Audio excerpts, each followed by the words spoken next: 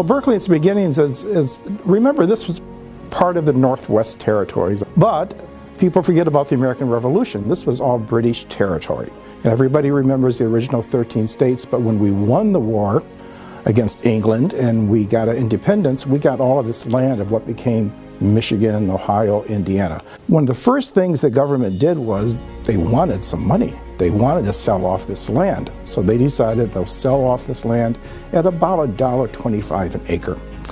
So they sent surveyors out here to look all over to see what land would be decent for farming, what they could sell, what they couldn't sell. And the first people that came to this area said, you can't sell this land, it's just no good. It's wet sometimes and the soil's not that good.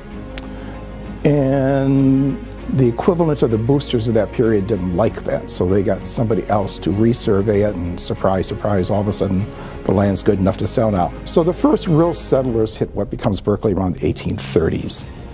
And the Elwood family, the Blackman family, all of those. And they were farmers. And Berkley, of course, is in between what became Detroit and Pontiac, so we're on that straight path. So even if the land wasn't very good, it was probably going to be built up anyways, just because it was between those two big cities. So slowly it becomes farms, and they sell the stuff they make into Detroit and Pontiac. There were dairy farms, apple farms. We've got a picture of people doing potato farming. And then what really starts Berkley off is the Henry Ford plant. And Highland Park opens not that far from us, and then they put in the rapid transit system of the day, the trolleys of the day. So we're right on the trolley stops. So as the employees start being hired at the factories, they start buying houses in what becomes Berkley. The farms get sold off. By the 1920s, the farms are pretty much gone, and now we're a city, and so it all gets subdivided.